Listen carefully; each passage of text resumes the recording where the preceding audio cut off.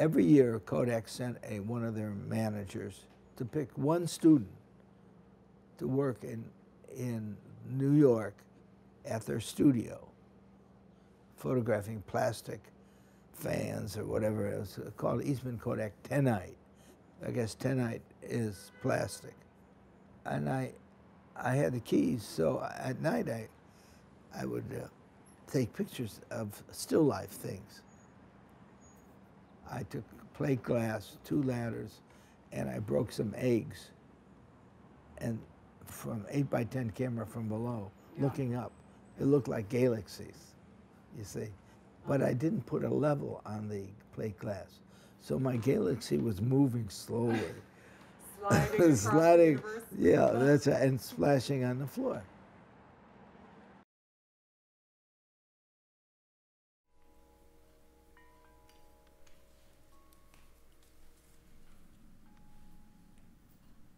Weston said it quite beautifully.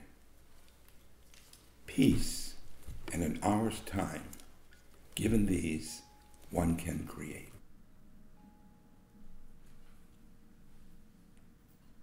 Achieving the peace, it's a personal matter. You have to find your way to get there.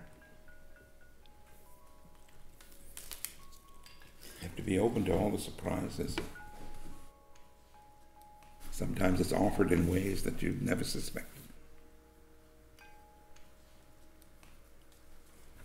In that sense, you've got to be free enough and not be demanding that it should be this, this, or this.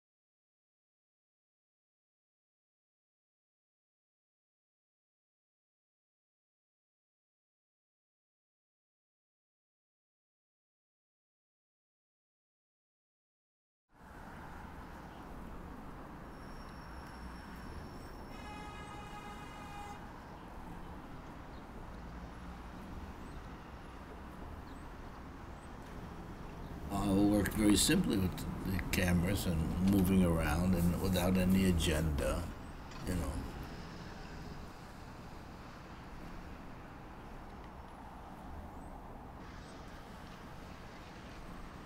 See, that's really when I'm best, looking and observing and reacting and just being there.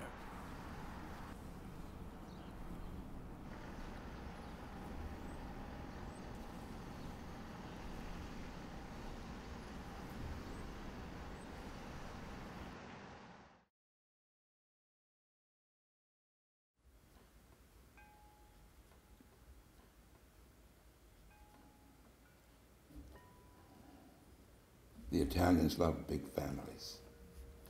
And they love making operas out of everything. And I was a quiet kind of kid, you know, I wanted to reflect on things. So it was pretty hard for me to be in the midst of this ebullience. I don't know how I managed, really. But within that whole group, there was one, my maternal grandmother. She always had her box brownie with her. And any little gathering, she had to line everybody up and take their pictures. And I thought, that's very interesting. So I actually snatched the camera out of her hand once and said, you know, tell me how. So she showed me. I think I was about 5 years old. That was my first encounter with a camera. And it was fun looking at the snapshots she'd bring back from the drugstore.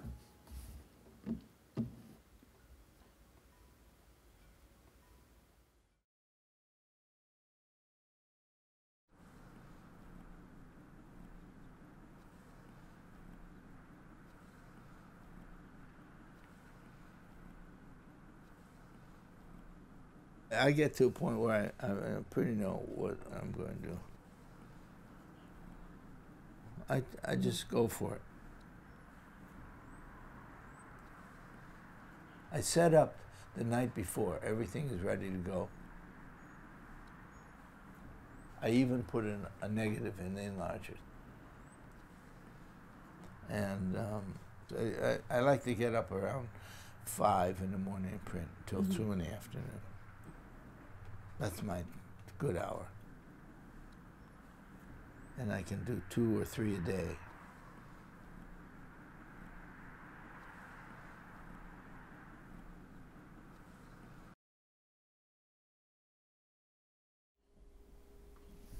By the time I got into a young life after high school, I thought, well, okay, organized religion is for organized people who want to be organized, don't want to do anything but wait until they get what they were promised.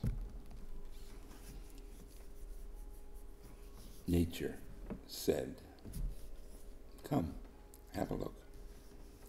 If you're willing to dig deep enough, we'll teach you. And that's when I took up the camera,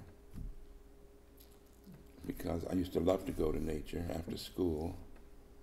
The ocean was close by. I'd get out of school, instead of going home, I'd go straight to nature, listen to the waves wash in and the birds, and pick up shells. I'm still picking up shells. And I could feel it. If I had to intellectualize it or have an argument with someone, I'd lose. But I could feel that there was something moving through, the unseen was moving through it, and for one reason or another, I felt it. I didn't realize until many years later that my seeing was really feeling. My eye was in the emotional realm.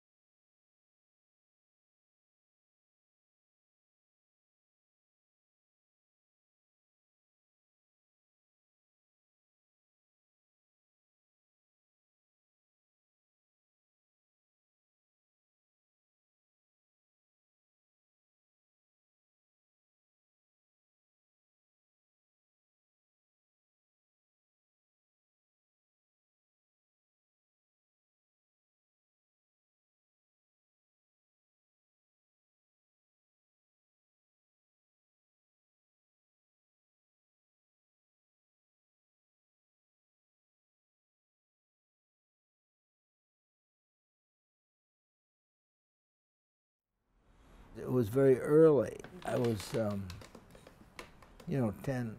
years old or so at the time. Because it was really when I was playing basketball, or trying to get into a game to play basketball, in the alley behind our house. Then I met Sammy, who was a friend of mine, who said, would you like to see developing in my basement? And I said, what's that? And he said, you'll see. And that started me off.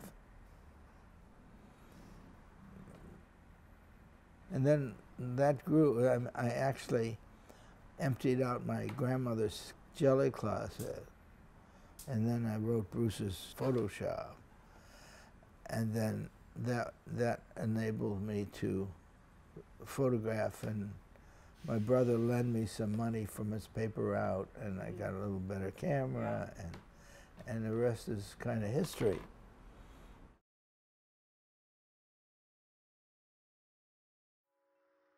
My Apple photograph, the Galaxy Apple, is one of the few images that strikes almost everybody, to realize that I photographed a physical object that reflects a universal idea. as a galactic sense. The apple's no longer an apple. It's the universe. And those are the photographs, far and few between, that have that strength to get that across. Yeah.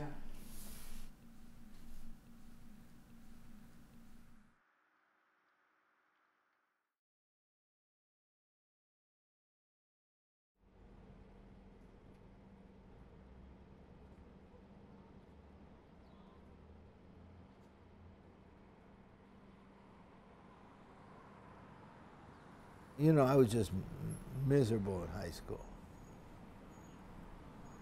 I think I was basically a loner. And I didn't have many friends.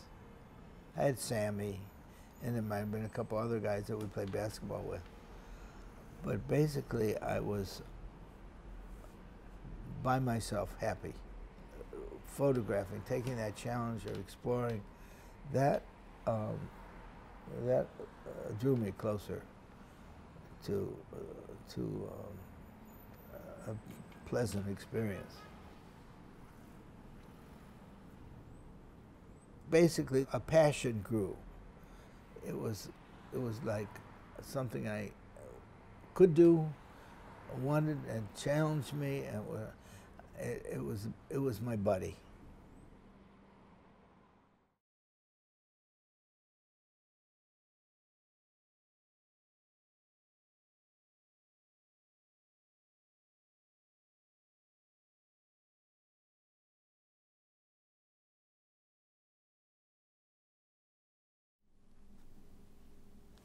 The materials have a voice. There's a landscape out there, and there's a landscape in the very materials themselves. And I work with both. So in a sense, I'm sculpting silver through the agency of light and chemistry. I feel it as sculpting silver. That's my inner process with the physical materials. And I don't know how it happens. Some bit of mystery gets in there, it goes to work, and I am delighted with the result. But very often I get in the darkroom and I start playing with the film and the developer and the paper and thinking I'm going to get such and such a result, and something else comes and I think, oh, there it is. So it's all a process of unfolding.